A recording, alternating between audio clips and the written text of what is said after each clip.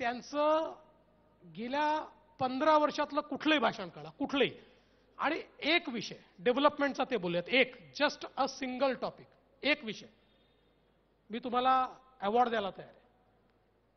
त्यामुळे हे खरं आहे की जेव्हा आपण मुख्यमंत्री होता तेव्हा आपण अनेक विकासाचे मार्ग प्रशस्त केले.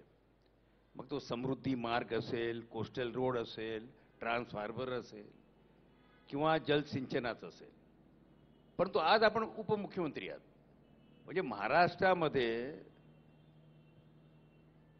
शंकररावजी चव्हाण, अशोक चव्हाण, नारायणराव राणे हे सर्व मुख्यमंत्री होते, पण ते मंत्री झाले. आपण मुख्यमंत्र्याचे उपमुख्यमंत्री झाले. आता हे करत असताना आपल्याला कसं काय हे म्हणजे घडवून आणतं आपण विकासवाले आहोत, तर हे तुमच्या मनासारखं कसं आता घडतं याच्यात? मी असं म्हणेन की केवळ पद बदललंय, भूमिका आणि मिशन बदललेलं नाही. आणि फॉर्च्युनेटली जे राज्याचे मुख्यमंत्री आहेत श्री एकनाथ शिंदेजी, ते मागच्या विकासाच्या वाटचालीत माझ्यासोबत होते.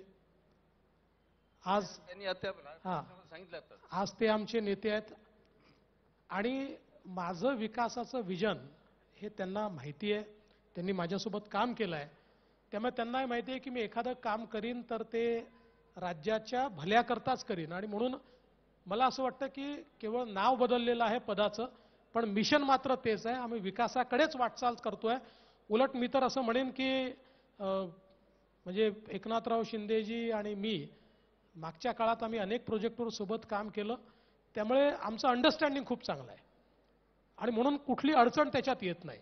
आणि मी जेवढे विषय हातामध्ये घेतले आहेत ते विषय करताना माझी कुठेही अडवणूक होत नाही, किंबहुना त्यांची साथच मला त्याच्यामध्ये मिळते. म्हणजे आपल्याला पाहिजे तसं सर घडून येतंय. 100% आपल्याला पाहिजे तसंच घडतंय.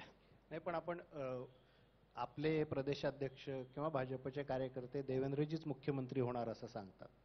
एकनाथ शिंदे